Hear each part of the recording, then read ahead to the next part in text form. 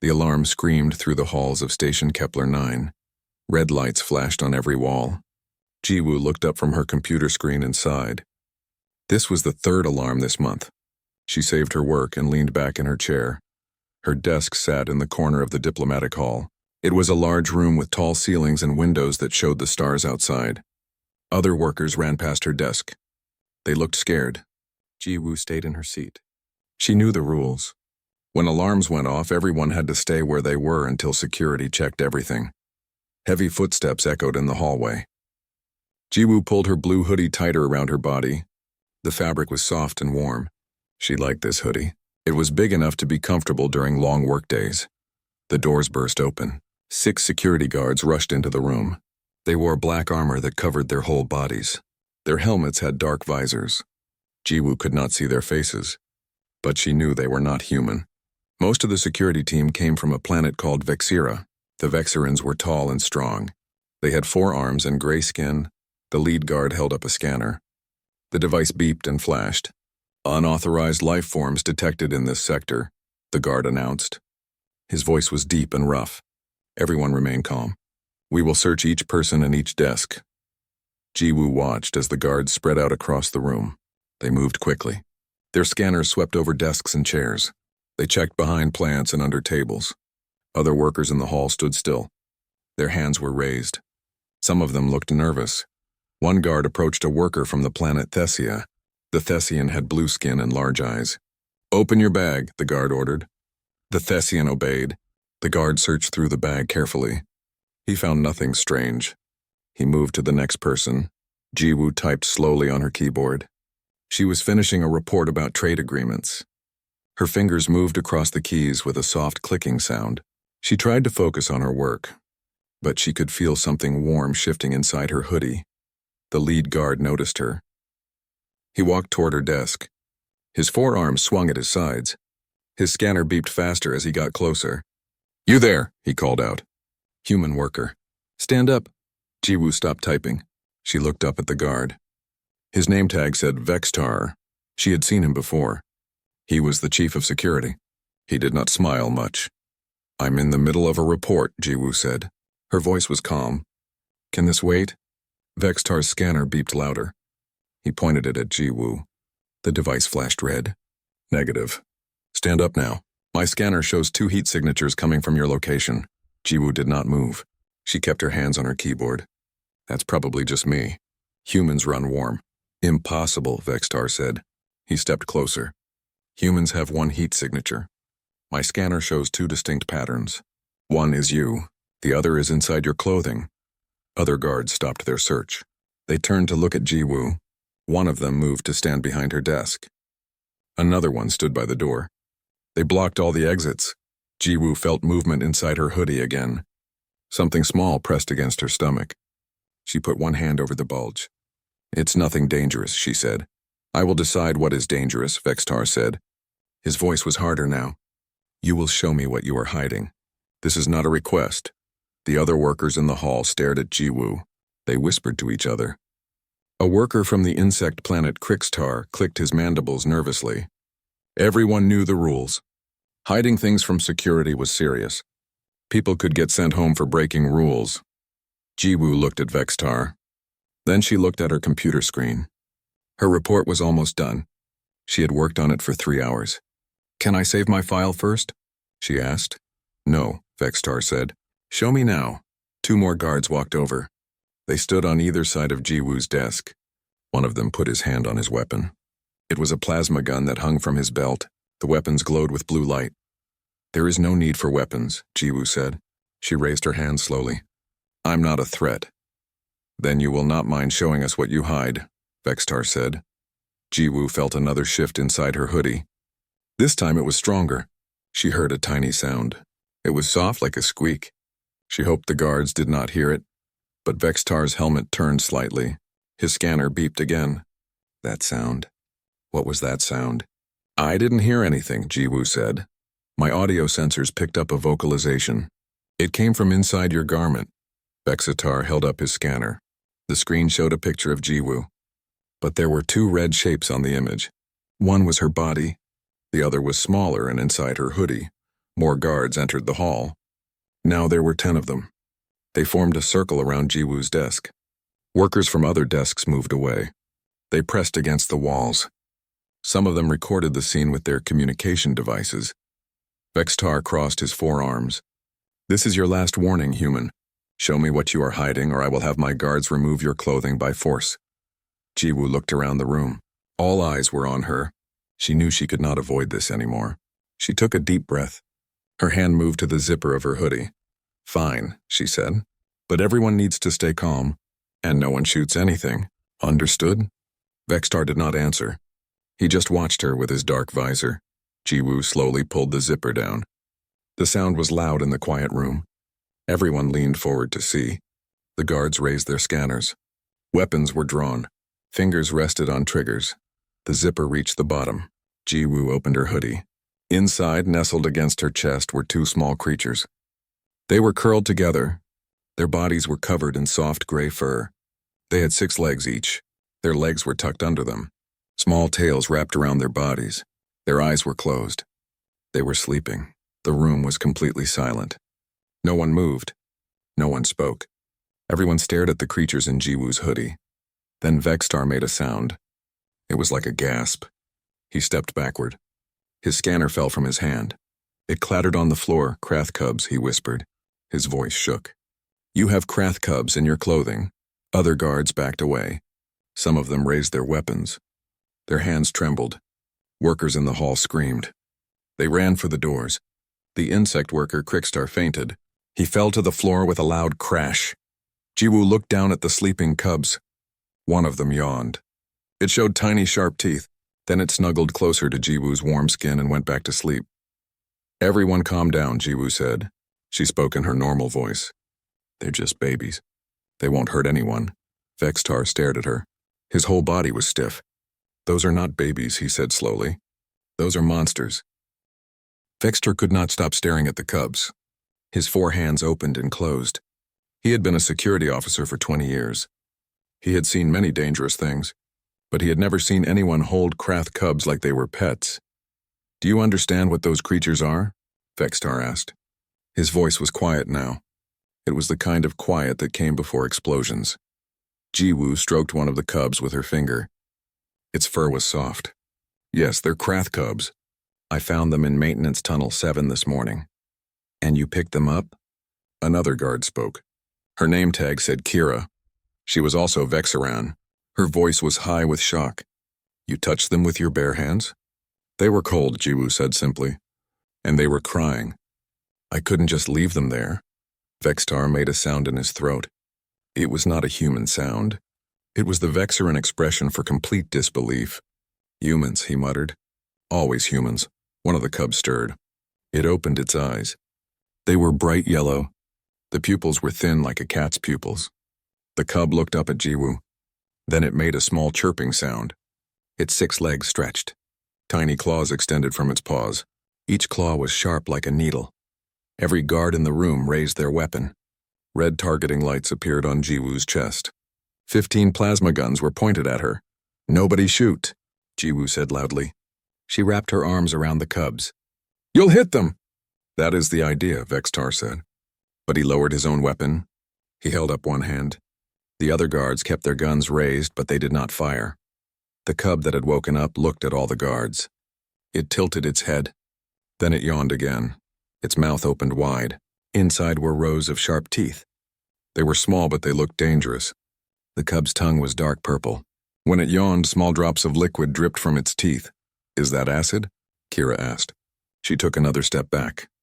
"Probably," Jiwoo said. She used her sleeve to wipe the cub's mouth. Baby Kraths develop their acid glands early. It helps them digest food. "You know this and you still hold them?" Vextar's voice went higher. "That acid can melt through metal. It can dissolve flesh in seconds." Jiwoo shrugged. "They haven't tried to bite me. Look, they're friendly." She scratched behind the cub's ear. The cub closed its eyes. It made a rumbling sound. The sound was like a purr but deeper. The second cub woke up. It looked around with sleepy eyes. When it saw all the guards, it pressed closer to Jiwoo. It made a small, frightened sound. "It's okay," Jiwoo whispered to the cub. She petted its head. "They're not going to hurt you." They're just scared. We are scared, Kira said. She laughed, but it was not a happy laugh. We are not the ones cuddling apex predators. Vextar put his weapon away. He tapped his helmet. A communication line opened. This is Chief Vextar. I need Dr. Kalerin in the diplomatic hall immediately. Bring the xenobiology kit. And bring tranquilizer guns. Lots of tranquilizer guns. What kind of animal needs tranquilizing? A voice crackled through the speaker. Krath cubs. There was a long pause. Say that again? Krath cubs. 2 of them. In the diplomatic hall. With a human. I'm on my way. The line went dead. Vextar looked at Jiwoo. You will not move. You will keep those creatures calm. If they attack anyone, my guards will fire. Understood? Jiwoo nodded. She pulled her hoodie closed around the cubs. Only their heads poked out. They looked around with curious eyes. Their ears twitched at every sound. The other workers in the hall were pressed against the far wall. They all held their communication devices. They were recording everything. This would be all over the station network in minutes. One worker, a young Thessian named Minho, spoke up. How did Krath cubs get on the station? Kraths are from the quarantine zones. No ships from those zones are allowed to dock here. Good question, Vextar said. He kept his eyes on Jiwoo. Human, how did you find these cubs? I told you. Maintenance Tunnel 7. I was doing an inspection this morning. I heard crying sounds. When I went to check, I found them huddled in a corner. They were shaking. Their body temperature was too low. Kraths need high heat to survive, Kira said. If they were cold, they would die within hours. That's what I thought, Jiwoo said. So I picked them up and put them in my hoodie. My body heat warmed them up. They stopped shaking after about 10 minutes. Then they fell asleep. Vextar's helmet tilted. And it did not occur to you to call security? To report finding dangerous alien life forms on the station? I was going to call after my lunch break, Jiwoo said. But they were sleeping so peacefully. I didn't want to disturb them. The doors opened. Dr. Kalerin rushed in. He was a Methodian, which meant he looked like a tall stick insect but with only 2 arms. He wore a white suit that covered his entire body. A clear helmet protected his head. He carried a large silver case. Behind him came 4 more guards. They carried large guns with wide barrels, tranquilizer weapons. Each guard also wore full protective armor. Extra thick plates covered their chests and arms. Dr. Kalerin saw Jiwoo. He saw the cubs. He stopped walking. His case fell from his hands. It hit the floor with a bang. Both cubs jumped at the noise. They made hissing sounds. Their claws extended fully. They were longer than before. Sharp and curved. Everyone freeze, Jiwoo said. She held the cubs close. It's okay, babies. Just a loud noise. Nobody's going to hurt you, she hummed softly. It was a simple tune, a human lullaby. The cubs listened. Slowly their claws retracted. They stopped hissing. They pressed against Jiwoo's chest and closed their eyes. Dr. Kalerin picked up his case. His hands shook. He walked very slowly toward Jiwoo's desk. I need to scan them, he said. His voice was quiet. I need to see if they are healthy. Okay, Jiwoo said. But move slowly. They startle easily. The doctor opened his case. He took out a small scanning device. It looked like a flat panel with lights on it. He held it up. The lights blinked. Numbers appeared on a screen. Both cubs are female, the doctor said. He read the numbers. Age approximately 2 weeks. Body temperature now normal. Heart rate's elevated, but that is expected given the stress. No signs of disease or injury. Good, Jiwoo said. She smiled. I was worried about them. Dr. Kalerin lowered his scanner. He looked at Jiwoo. His large eyes blinked slowly. Do you understand what you have done? He asked. I saved their lives, Jiwoo said. You have done something that should be impossible, the doctor said. He pointed at the cubs. Krath cubs imprint on the first heat source they encounter after hatching. This is instinct. It cannot be changed. They imprint so they know what to hunt. These cubs imprinted on me, Jiwoo said. I was the first warm thing they found. Yes. But they should have imprinted on you as prey, as food. When Krath cubs imprint on other species, they learn to hunt that species. They practice on the imprint target. Usually the target dies within hours. Jiwoo looked down at the sleeping cubs. But they didn't attack me. They just wanted to be warm and safe. Dr. Kalerin shook his head. This should not be possible. In all recorded history, there has never been a case of Krath cubs bonding peacefully with another species. Never. They are genetic killing machines. Evolution made them perfect hunters. Maybe they're different, Jiwoo said. Or maybe humans are different, Vextar said quietly. He watched Jiwoo with his dark visor. We have seen humans do impossible things before. They survive in conditions that kill other species. They befriend creatures that should eat them. They show kindness where others show fear. One of the cubs sneezed. It was a tiny sound. Drops of acid sprayed from its nose. The drops hit Jiwoo's desk. The metal surface sizzled. Small holes appeared where the acid landed. Nobody moved. Jiwoo pulled a tissue from her pocket. She wiped the cub's nose. "Bless you," she said softly. Dr. Kalerin stared at the holes in the desk. Then he looked at Jiwoo's hand, the hand that had wiped the cub's nose. The tissue was dissolving. Small wisps of smoke rose from it. But Jiwoo's skin was fine. "Your hand," the doctor said. "Show me your hand." Jiwoo held up her hand. The doctor scanned it quickly. He looked at the results. He scanned it again. "Impossible," he whispered. "What?" Vextar asked. He moved closer. "There is no damage." The acid touched her skin. "I can see residue." "But there are no burns." "No tissue damage at all." "Maybe she's immune," Kira suggested. "Humans are not immune to Krath acid," Dr. Kalerin said. He pulled up files on his scanner. "We have documented cases. 3 humans have been killed by adult Kraths in the past 50 years. The acid caused severe damage. Bones were dissolved. It was very painful." "Then why isn't she hurt?" Vextar asked. Dr. Kalerin looked at the cubs. They were still sleeping peacefully in Jiwoo's hoodie. "I believe the cubs are controlling their acid production. They are not releasing it at full strength. Somehow they know she is not food. They are treating her like a parent." "That is not possible," Vextar said. "Kraths do not have parents. They hatch and they hunt. That is their nature." "We are seeing something new," the doctor said. "Something that has never been documented. These cubs have formed a bond with a human. A real bond. Not as prey. As family." Jiwoo smiled. "See? They're sweet." "They are deadly," Vextar said. His voice was flat.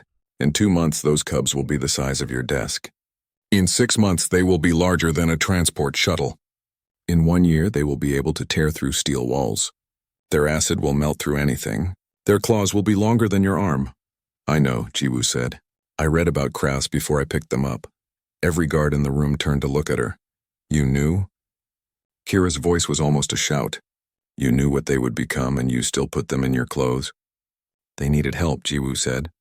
Her voice was calm, like she was discussing the weather. "I couldn't let them die." Vextar put his hands on Jiwoo's desk. He leaned forward. "Let me understand this. You found 2 of the most dangerous predators in the galaxy. You knew they were dangerous, and you decided to cuddle them." "Yes." "Why?" "Because they were babies," Jiwoo said. She said it like it was obvious. "They were scared and cold and alone. What else was I supposed to do?" "Call security," Vextar said. "You were supposed to call security immediately." "You would have killed them," Jiwoo said. Her voice was quiet but firm. Vextar opened his mouth. Then he closed it. He stood up straight. "Yes," he said after a moment. "We would have killed them. It is protocol. Dangerous creatures from quarantine zones must be eliminated." "They're babies," Jiwoo said again. "They didn't ask to be here. Someone brought them to the station. Probably smugglers. Then something went wrong and the cubs were abandoned." "That's not their fault," Dr. Kalerin made a sound. It was like a sigh. "She is right about one thing. These cubs did not arrive here naturally. Someone brought them. That means there is a smuggling operation on this station." "We will investigate," Vextar said. "But first we must deal with the cubs. Doctor, what are our options?" Dr. Kalerin thought for a moment. "We could euthanize them. It would be painless. They would simply fall asleep and not wake up." "No," Jiwoo said. She wrapped her arms tighter around the cubs. "We could keep them in quarantine," the doctor continued. "But we do not have facilities for Kraths. They would need special containment. Very expensive, very difficult. What about a sanctuary?" Jiwoo asked. "Are there places that take care of Kraths?" "Yes," Dr. Kalerin said. He checked his files. "There is a Krath sanctuary on the planet Torin. It is run by a research group. They study Krath behavior. They have proper facilities." "How far is Torin?" Jiwoo asked. 3 weeks by standard transport, the doctor said. 3 weeks? Vextar repeated. These cubs will grow significantly in 3 weeks. They will still be manageable, Dr. Kalerin said. They will not reach full size for many months. But they will need food. Lots of food. Kraths eat meat. Fresh meat. About their body weight each day. Jiwoo did some math in her head. That's about 5 kilograms per day. For both of them. I can handle that. You? Vextar stared at her. You cannot keep them? Why not? Jiwoo asked. They like me. I like them. I can take care of them until the transport arrives. This is insanity, Kira said. Pure insanity. I volunteer to foster them, Jiwoo said. She looked at Vextar. Check my credentials. I have diplomatic status. My quarters are my own jurisdiction. As long as I break no laws, you cannot tell me what I can or cannot keep in my quarters. Vexatar's helmet tilted. He was checking something. His computer screen showed information. He read it again. Then he made an angry sound. She is correct. Diplomatic personnel have autonomous rights regarding their living spaces. And I haven't broken any laws, Jiwoo added. I found abandoned animals. I gave them shelter. There is no law against that. There should be, Kira said. Dr. Kalerin looked at Jiwoo. Even if this is legal, it is not safe. These cubs could hurt you. They could kill you in your sleep. They won't, Jiwoo said. She stroked the cubs gently. They trust me, and I trust them. Human trust is not armor, Vextar said. It will not stop claws. It will not neutralize acid. Maybe not, Jiwoo said, but it's enough for me. One of the cubs opened its eyes. It looked up at Jiwoo. It made a small chirping sound. Then it licked her hand with its purple tongue. The tongue was rough like sandpaper, but it did not burn. The cub's eyes seemed happy. Dr. Kalerin scanned the cub again. Remarkable, he said. The cub's acid production is completely suppressed when touching her. I have never seen biological control like this in a creature so young. Can we just let her keep them? Minho asked. The young Thessian stepped forward. I mean, they seem happy. She seems happy. Maybe it will be okay. It will not be okay, Vextar said. He pointed at Jiwoo. Those creatures will grow. They will get stronger. Their instincts will develop. One day they will realize they are predators. And she is prey. Or, Jiwoo said, they will realize I am family, and family protects each other. The room was quiet. Everyone thought about her words. It was true that humans did strange things. Humans bonded with creatures that other species feared. There were stories about humans and their pets. Dogs that saved humans from fires. Cats that detected diseases. Birds that learned to speak. Even dangerous animals like bears and wolves sometimes became friends with humans. But Kraths were different. Kraths were not like Earth animals. They were alien. They were designed by evolution to be perfect killers. Nothing about them was soft or gentle. Except right now, in Jiwoo's hoodie, they looked very small and very peaceful. Vextar crossed his arms. All 4 of them. I will allow this, he said finally.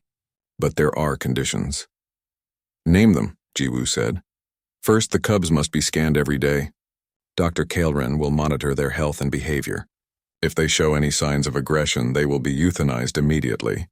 Agreed, Jiwoo said. Second, you must keep them in your quarters. They cannot roam the station freely. If they are seen in public areas, they will be captured. Agreed. Third, you will sign documents that accept all responsibility. If anyone is hurt, it is your fault. If anything is damaged, you will pay. If the cubs die, it is not the station's problem. Agreed. Vextar looked at Dr. Kalerin.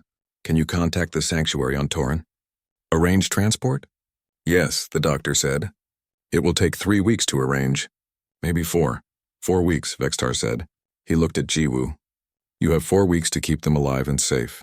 After that, they go to the sanctuary. No arguments, Jiwoo nodded. 4 weeks. Thank you. Do not thank me, Vextar said. I still think this is a terrible idea. But humans have always been terrible at understanding danger. Maybe that is why you survive so well. Jiwoo stood up. She zipped her hoodie closed around the cubs. They made small, comfortable sounds. I need to get them to my quarters. They'll need food soon. I will have food delivered, Dr. Kalerin said. Fresh meat pre-cut, safe for cubs. Thank you, Doctor. Jiwoo walked toward the door. The guards moved aside. They kept their weapons ready. Their eyes followed her every step. The other workers watched in silence. Some recorded with their devices. Others just stared with open mouths. At the door, Jiwoo stopped. She turned back to look at Vextar. "I'll take good care of them. I promise." "I know you will try," Vextar said. "I just hope that is enough." Jiwoo left. The door closed behind her. The room stayed quiet for a long moment. Then Kira spoke. "She's going to die, isn't she?" "Probably," Vextar said. "But knowing humans, she will make it look easy." The cubs were no longer small. In 3 weeks they had grown from the size of house cats to the size of large dogs. Their bodies were lean and muscular. Their gray fur had grown thicker. When they walked, their 6 legs moved in perfect rhythm. They were beautiful and terrifying at the same time. Jiwoo had named them. The first cub was Haru, which meant spring in an old Earth language. The second cub was Bitna, which meant shining. The name seemed to fit. Haru was curious and playful. Bitna was calm and thoughtful. Right now, both cubs walked beside Jiwoo in Corridor 12. It was a maintenance corridor that was usually empty. Jiwoo had received special permission to walk the cubs here. She held 2 leashes in her hands. The leashes were made of reinforced cable. They could hold up to 500 kilograms of force, not that Jiwoo needed them. Haru and Bitna stayed close to her. They did not pull. They did not run ahead. They just walked calmly at her sides. A worker came around the corner. It was Minho, the young Thessian. He saw the cubs and stopped. His blue skin turned lighter. Fear. "It's okay," Jiwoo said. "They're friendly." Minho pressed against the wall. Haru looked at him. The cub tilted her head. Her yellow eyes studied him. Then she made a soft chirping sound and looked away. She was not interested in him. "See?" Jiwoo said. "No problems," Minho swallowed. "They're so big now." "I know. They grow fast. Dr. Kaleran says they're very healthy." Jiwoo walked past Minho. The cubs followed. Their claws clicked on the metal floor. When Jiwoo was gone, Minho let out a long breath. He tapped his communication device. "You guys won't believe what I just saw," he said to his friends. Word spread quickly through the station. Everyone knew about the human with the Krath cubs. At first, people were scared. They avoided Corridor 12. They stayed away from the diplomatic hall. They whispered about the day the cubs would finally attack. But days passed. Then weeks. And nothing bad happened. The cubs grew, but they remained gentle with Jiwoo. They played in her quarters. They ate their meals. They slept curled around her at night. Sometimes Jiwoo would record them playing. She sent the videos to her family on Earth. Her mother wrote back saying they looked like big puppies. Dr. Kaleran came every day to scan the cubs. He took notes. He recorded everything. He could not explain what he was seeing. By all scientific understanding, the cubs should be aggressive now. They should be testing their strength. They should be hunting, but they were not. They were content. "This changes everything we know about Kraths," the doctor told Jiwoo one day. "I have contacted researchers across the galaxy. Everyone wants to study this. You and the cubs are famous." "I don't want to be famous," Jiwoo said. "I just want to take care of them." More scientists arrived at the station. They watched the cubs through cameras. They analyzed their behavior. One scientist from the planet Methodius wrote a paper about human empathy frequencies. She theorized that humans produce some kind of energy that other species could sense. This energy made dangerous creatures feel safe. Other scientists disagreed. They said it was about body language. Humans moved in ways that seemed non-threatening. Their soft voices and gentle touches communicated safety. Nobody knew for sure, but everyone agreed that what Jiwoo had done should be impossible. On the 20th day, something interesting happened. A group of younglings came to Corridor 12. Younglings were the children of different species who lived on the station. There were Thessian children with big eyes, Vexaran children with small arms, even a few insect children from Crickstar. The younglings had heard about the cubs. They wanted to see them, but they were scared. Jiwoo was walking Haru and Bitna when she found the younglings peeking around a corner. She stopped. "Hello," she said. "Do you want to meet them?" The younglings looked at each other. One small Vexaran boy stepped forward. His name was Duri. "Are they safe?" he asked. His voice was very small. "Very safe," Jiwoo said. "They like meeting new friends, but you have to be gentle and quiet. Loud noises scare them." Duri walked closer. The other younglings followed behind him. They moved slowly. Their eyes were wide. Haru sat down. She watched the younglings approach. Her tail swished back and forth. Bitna yawned, showing her many teeth. Some of the younglings gasped. "It's okay," Jiwoo said. "That's just a yawn. She's sleepy, not hungry." Duri reached out his small hand. He touched Haru's head. The cub's fur was soft. Haru made her rumbling purr sound. "She liked being petted. She's purring," Duri said. He smiled. His fear was gone. Soon all the younglings were petting the cubs. They asked Jiwoo questions. What do they eat? Where do they sleep? Do they play games? Jiwoo answered every question. She taught the younglings how to pet the cubs properly. Behind the ears was good. Under the chin was good. Near the tail was not good. The cubs did not like that. From that day on, the younglings came to Corridor 12 every afternoon. They played with the cubs. They brought toys. They drew pictures. Haru and Bitna became the station's unofficial pets. The adults watched this with confusion. Their children were playing with apex predators. They wanted to stop it, but they saw how gentle the cubs were. They saw how happy their children were, so they allowed it. But they always stayed close. Just in case, security cameras recorded everything. The footage was sent all over the galaxy. People on thousands of planets watched the videos. They saw human children and alien children playing with Krath cubs. They saw the cubs being gentle and kind. Some people said the videos were fake. Others said the cubs were sick or damaged. But most people just watched with wonder. Maybe Kraths were not as dangerous as everyone thought. Or maybe humans really were special. On the 23rd day, something unusual happened. Two younglings got into a fight. It started as an argument about a game. Then it became pushing. Then it became hitting. The younglings' parents were not there. Other adults were too far away. The fight was getting serious. The smaller youngling was crying. Haru and Bitna were nearby. They were sleeping in a corner. But when the fighting started, they woke up. They stood up. They looked at the younglings. Jiwoo was not there. She had gone to get water. Haru walked over to the fighting younglings. She was large now, much larger than them. Her claws were extended. She made a loud sound. It was not a chirp. It was deeper, a warning sound. The younglings stopped fighting. They looked at Haru. They were scared. Haru stood between them. She looked at one youngling, then at the other. She made another sound. This one was quieter, almost like a sigh. Then she lay down between them. Bitna came over and lay down next to her sister. The cubs formed a barrier between the fighting younglings. They would not let them near each other. When Jiwoo came back, she found the younglings sitting on opposite sides of the cubs. Both younglings were petting the cubs. They were not fighting anymore. What happened? Jiwoo asked. They stopped us from fighting, one youngling said. They made us stop, Jiwoo smiled. Good girls, she said to the cubs. Very good girls. That night, the video of the cubs breaking up the fight went viral. It was shown on every news station. Scientists analyzed it for hours. The cubs had shown problem-solving skills. They had understood a social situation. They had responded appropriately. This is unprecedented, Dr. Kelrin told Jiwoo. Kraths are not social creatures. They do not break up fights. They do not care about fairness. But your cubs did both. Maybe they learned it from watching me, Jiwoo said.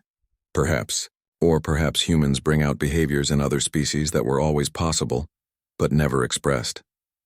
You show them a different way to be. More researchers came. They wanted to study everything. How did Jiwoo train the cubs? What did she feed them? How did she play with them? What did she say to them? Jiwoo answered all their questions honestly. I don't train them, she said. I just treat them with kindness. I give them food and water. I play with them. I talk to them like they're people. Because in a way they are. They have feelings. They have preferences. They're not just animals. They're individuals. The researchers wrote down everything, but many of them did not understand. They came from cultures where animals were just animals. The idea of treating a Krath cub like a person seemed strange, unscientific, but they could not argue with results. The cubs were healthy. They were happy. They were gentle, and they were learning things that Krath should not be able to learn. Vextar watched all of this from his security office. He reviewed camera footage every day. He looked for signs of danger. He prepared for the day when the cubs would finally attack, but that day never came. On the 28th day, Vextar went to see Jiwoo. He found her in her quarters. The cubs were sleeping on a large cushion. They took up most of the floor space. They were huge now. Each one weighed over 40 kilograms. The transport arrives in 3 days, Vextar said. Jiwoo looked sad. I know, you have done well. Everyone expected disaster, but there has been no disaster. You proved us wrong. I just did what felt right, Jiwoo said. Vextar looked at the sleeping cubs. I have been thinking, he said. Maybe we do not understand Kraths at all. Maybe we only knew them as monsters because we treated them as monsters. You treated them as family, and they became family. All creatures can be kind if they are shown kindness first, Jiwoo said. That's what I believe. Humans, Vextar said. He made a sound like a laugh. Always teaching the galaxy new things, always showing us our own ignorance, he left. Jiwoo sat with the cubs. Only the transport ship arrived on schedule. It was a large vessel painted white with blue markings. The name on the side said, Torin Wildlife Research. It docked at the station's main bay. A crew of 5 handlers came out. They wore heavy protective suits. The suits were thick armor with clear helmets. Each handler carried tranquilizer equipment. The lead handler was a tall Vixiran named Taman. He had worked with dangerous animals for 20 years. He had handled creatures from over 50 planets. But he had never worked with Kraths before. Nobody worked with Kraths. Kraths were kept in maximum security facilities. They were studied from behind reinforced glass. Taman walked through the station toward Jiwoo's quarters. His team followed him. Station workers stopped to watch. Everyone knew why the handlers were here. Word had spread that today was the day. The cubs were leaving. When Taman reached Jiwoo's quarters, the door was open. He stepped inside carefully. He expected to see cages. He expected to see restraints. He expected to see the cubs locked up and ready for transport. Instead, he saw Jiwoo sitting on the floor. The cubs were lying next to her. One cub had its head in her lap. The other was pressed against her side. All 3 of them looked sad. Taman stared. You haven't secured them? He asked. Jiwoo looked up. Secured them? In cages. In restraints. For transport. Taman held up a large metal collar. We brought equipment. They don't need collars, Jiwoo said. They'll walk onto the ship if I ask them to. Taman's team looked at each other. One handler laughed nervously. Ma'am, these are Kraths. They don't follow commands.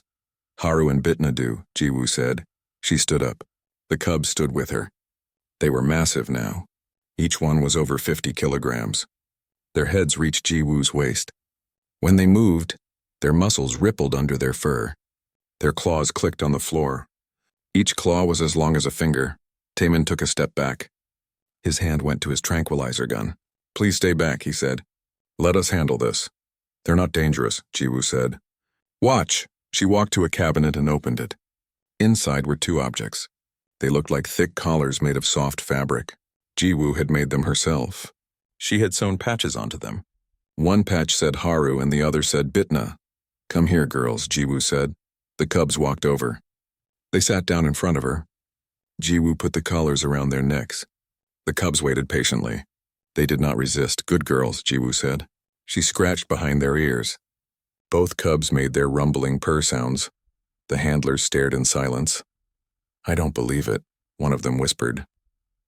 Taman cleared his throat. We need to take them to the ship now. I know, Jiwoo said. Her voice was quiet. Can I walk them there? One last time? Taman looked at his team. They all nodded slowly. Yes, but we will stay close. Just in case. Jiwoo attached leashes to the collars. She led the cubs out of her quarters. The handlers followed behind. They kept their tranquilizer guns ready, but they did not raise them. They could see the cubs were calm. The walk to the docking bay took 15 minutes. As they walked, people came out to watch. Workers lined the corridors. Younglings pressed against the windows. Everyone wanted to see the cubs one last time. Haru and Bitna walked perfectly. They did not pull on their leashes. They did not look at the crowds. They just stayed close to Jiwoo. At one point, a small child broke away from her parent. She ran up to Bitna. Goodbye, Bitna, she cried. She hugged the cub's leg. Everyone gasped. The handlers raised their weapons. But Bitna just looked down at the child. The cub made a soft chirping sound. Then she gently licked the child's face with her purple tongue. The child giggled. She gave me a kiss. The child's parent ran up and pulled her back. But the parent was smiling. There were tears in her eyes. The walk continued. More younglings called out goodbyes. Some threw flowers. Others held up drawings they had made. The cubs looked at everything with their bright yellow eyes. When they reached the docking bay, a large crowd had gathered. Dr. Kalerin was there. Vextar was there. Minho was there. Even Kira, the guard who had been so frightened, was there. Everyone wanted to say goodbye. The transport ship's cargo door was open. Inside was a large containment area. It had soft bedding and water bowls. There were toys and climbing structures. The sanctuary had prepared everything the cubs would need, but there were also thick metal bars and reinforced walls. The containment area was a cage. A nice cage, but still a cage. Jiwoo looked at it. She felt her chest tighten. Will they be locked in there the whole trip? She asked. Yes, Taemin said. It's for safety. The trip is 3 weeks. We cannot risk them getting loose. They won't get loose, Jiwoo said. We cannot take that chance, Taemin said. His voice was kind but firm. These are still Kraths. Even if they are gentle with you, they might not be gentle with us. We have to be careful. Jiwoo nodded. She understood. But it still hurt. She knelt down in front of the cubs. She put her arms around both of them. They pressed close to her. Their warmth surrounded her. You're going to a good place, Jiwoo said. Her voice shook a little. The sanctuary has lots of space. You can run and play. There are other Kraths there. You'll make friends, and the people there will take good care of you. I made them promise. Haru made a small sound. It was a sad sound. Bitna nuzzled Jiwoo's neck. I know, Jiwoo said. I'll miss you too so much. But this is what's best for you. You need space to grow. You need to be with your own kind. You need things I can't give you here. She held them for a long moment. Then she stood up. She unclipped their leashes. Go on, she said. Into the ship. It's okay. The cubs did not move. They looked at Jiwoo. Then they looked at the ship. Then back at Jiwoo. Go, Jiwoo said. She tried to smile. I'll be okay. You'll be okay. We'll all be okay. Haru took a step toward the ship. She stopped and looked back. Jiwoo nodded. It's okay, baby. Go ahead. Haru walked slowly up the ramp. Bitna followed. Their claws echoed on the metal. When they reached the containment area, they turned around. They looked at Jiwoo through the bars. Taemin and his team quickly secured the door. Locks clicked into place. The bars were now between Jiwoo and the cubs. Jiwoo walked up to the bars. She reached through and touched each cub one more time. She pressed her forehead against Haru's forehead, then against Bitna's. It was the same gesture she had used every night before bed. Be good, she whispered. Be safe, be happy. The cubs made soft sounds. They tried to press closer, but the bars stopped them. Taemin touched Jiwoo's shoulder gently. We need to go now. We have a schedule. Jiwoo stepped back. The handlers began preparing the ship. They checked systems. They loaded supplies. The cargo door began to close. As it closed, Jiwoo saw the cubs watching her. Their yellow eyes were bright. They did not look away. They watched until the door sealed shut and they could not see her anymore. The crowd was silent. Many people were crying. Even Vextar had turned away. His helmet could not show emotions, but his body language showed sadness. Jiwoo stood at the window. She watched the transport ship undock. She watched it turn slowly in space. She watched it activate its engines. Blue light flared. The ship accelerated. It got smaller and smaller. Then it was gone. Dr. Kalerin stood next to her. You did a good thing, he said. You saved their lives. You showed them kindness. You changed how the galaxy sees Kraths. That is important work. It doesn't feel important right now, Jiwoo said. It just feels sad. Yes, the doctor said. That is the price of love. It hurts when we must let go. Jiwoo nodded. She pulled her blue hoodie tighter around herself. It still smelled like the cubs. Like their fur and their warmth. She would probably never wash it again. She went back to her quarters. They felt empty. Too quiet, too big. She sat on the floor where the cubs used to sleep. She closed her eyes. 3 weeks passed. Then a month. Jiwoo went back to her normal work. She wrote reports. She attended meetings. She smiled and talked to people. But something felt missing. Then one day, Dr. Kalerin called her. I have news from the sanctuary, he said. About Haru and Bitna. Are they okay? Jiwoo asked quickly. They are healthy, the doctor said. They are growing well. But there is a problem. Jiwoo's heart sank. What kind of problem? They refuse to eat unless the handlers wear blue hoodies. And they will not sleep unless someone sits with them for an hour each night. They are not aggressive. They are just sad. Oh, Jiwoo said. She felt tears in her eyes. But there is good news too, the doctor continued. The sanctuary has learned so much from them. They are teaching other handlers how to work with crafts peacefully. Haru and Bitna are ambassadors. They are showing everyone that crafts can be gentle. They are changing minds. That's wonderful, Jiwoo said. There is something else, the doctor said. The sanctuary would like to do a video call with you. They think if the cubs see you, it might help them feel better. Would you be willing? Yes, Jiwoo said immediately. When? Tomorrow. I will send you the connection information. The next day, Jiwoo connected to the video call.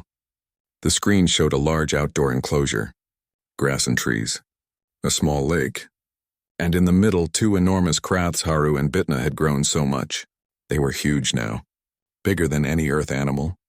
Their claws were long and sharp. Their teeth could tear through metal. They loo,